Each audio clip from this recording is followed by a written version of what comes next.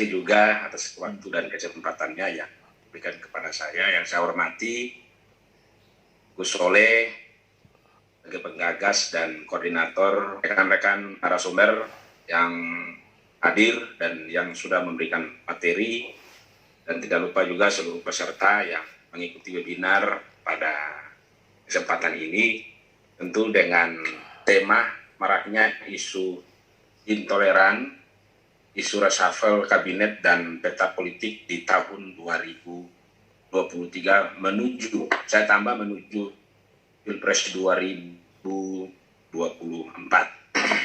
Saya akan urai satu persatu karena ada 3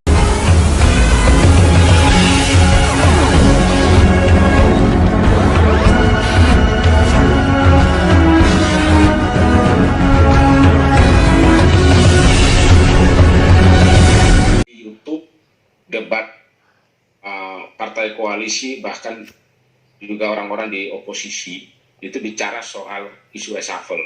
Yang sering ada dan terus diundang itu adalah rekan-rekan, teman-teman, sahabat-sahabat kita dari Partai Nasdem.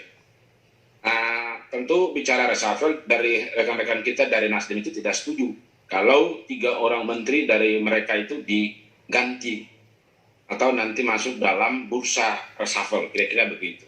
Alasan mereka adalah hebat, orang pintar-pintar semua, gitu. Nah, dalam posisi di reshuffle itu beda dengan mereka. Nah, saya akan ulas ini menjadi 2 hal. Ini bicara soal SDM yang sering dibicarakan oleh Nasdem bahwa orang menteri dari mereka itu hebat-hebat semua dan orang-orang berprestasi katanya, gitu ya. Tapi saya mau dari 2, bagi menjadi 2. Bicara soal SDM dan bicara soal koalisi. Yang pertama kita bicara soal reshuffle karena bicara soal SDM. Nah, saya kira bangsa ini tidak akan habis sumber daya manusianya. Masih banyak kok, tidak hanya 3 orang itu dari Nasdem. Ya, coba kita lihat Kominfo, Menteri Kominfo. Ya, di daerah-daerah terpencil seperti Maluku dan Papua, bahkan di Maluku Utara, dan hampir sebagian besar di Republik ini belum menikmati yang namanya jaringan Telkomsel 4G. Nah, pertanyaan sekarang adalah bagaimana kinerja dari Kominfo hari ini selama dia menjadi Menteri Kominfo. Apa yang dia lakukan? Padahal harus disadari bahwa dengan dibangunnya pusat komunikasi di setiap wilayah-wilayah, titik-titik apalagi yang merupakan wilayah perbatasan, justru adalah bentuk dari bagaimana kita menunjukkan kedaulatan wilayah kita dengan negara tetangga. Nah, ini yang terjadi. Nah, apakah ini sebuah prestasi? Nah, itu yang harus kita lihat. Jadi kalau bicara SDM, ya tidak hanya 3 orang dari Nasdem itu. Saya kira banyak kok anak-anak bangsa yang cerdas. Teman-teman ya, kita dari relawan minta untuk kita mengusung siapa sih calon menteri yang menggantikan salah satu dari 3 orang ini. Ya kalau misalnya Gus Soleh bisa, kenapa tidak, kan begitu. Atau Bang Medi, kenapa tidak. Atau Pak Andreas, atau rekan narasumber yang tadi baru selesai setelah saya, kan begitu. Kalau kita bicara SDM, jadi tidak hanya orang dari Nasdem yang cerdas-cerdas, seolah-olah tidak ada lagi SDM di bangsa ini selain 3 orang itu, kan begitu. Nah, jadi yang kedua adalah kita bicara soal politik. Nah, lagi-lagi saya selalu bilang, waktu di CNN saya bilang kepada Gus Coy bahwa kalau kita bicara soal reshuffle, itu kan hak presiden. Tapi nggak salah juga kalau dari relawan Jokowi mengusulkan itu. Alasan kita jelas, kita bicara soal etika politik gitu. Bahwa ini kan kita semua tahu, politik ini kan dinamis. Jadi hari ini kita bisa bersahabat, besok kita udah nggak bersahabat gitu. Saya takutkan ada kebocoran. Teman-teman buka di TikTok atau di YouTube, lihat itu komentar dari Pak Pandana Baban. Ketika beliau menyampaikan bahwa beliau pernah bertanya kepada Pak Jokowi, kenapa sih Pak Jokowi tidak tinggal di Istana Merdeka? Harus tinggal di Istana Bogor. Ada apa? Gitu. Nah, kata Pak Pandana Baban, jawab Pak Presiden Jokowi, bahwa di Istana Merdeka justru nggak aman. Bocor kemana-mana, sehingga beliau lebih memilih tinggal di Istana Bogor, kan kira-kira begitu. Nah, kita takutkan itu, Kalau mereka tidak diganti atau tidak dilakukan reshuffle, nah ini bahaya.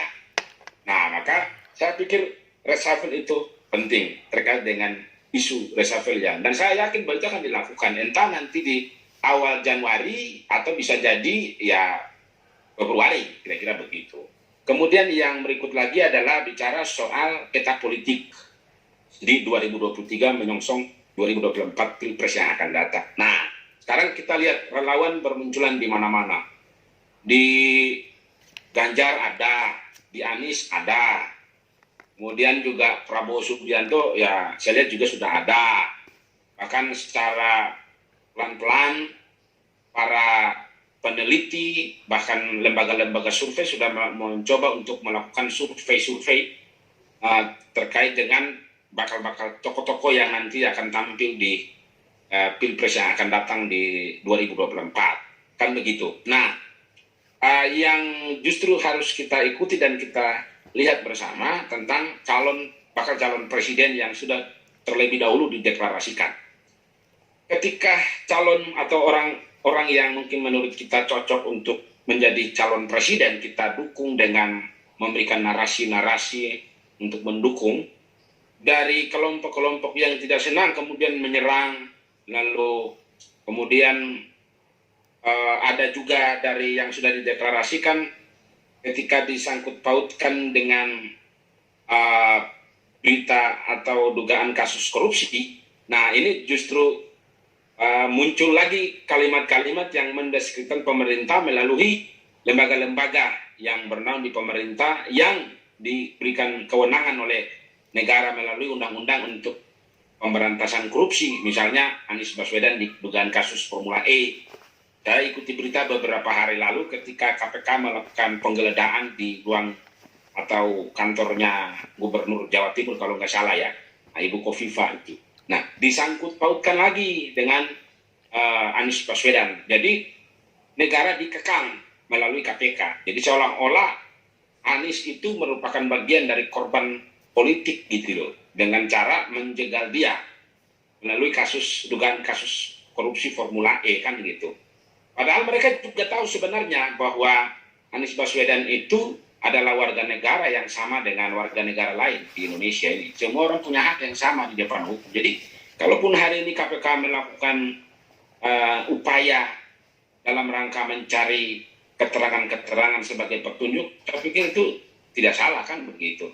Ganjar Pranowo ya hari ini juga klarifikasi dan itu sudah aman dan tidak ada publik yang komentar. Tapi mereka saja selalu mengganggu. Itu peta politik yang terjadi hari ini. Nah, sebagai relawan Jokowi, kita masih tetap stay, belum bisa untuk berkomentar banyak kepada siapa calon yang harus kita dukung.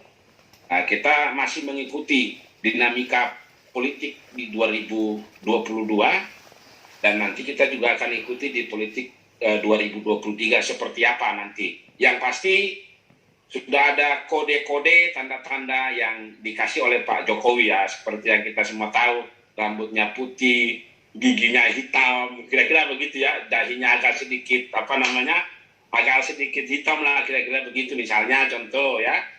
Nah, jadi itulah yang kita saksikan hari ini. Saya kembali ke isu intoleran gitu. Nah, di tahun 2017 itu kita semua tahu lah Ahok, ataupun ada tokoh-tokoh yang lain. Nah, sekarang justru muncul lagi fenomena baru.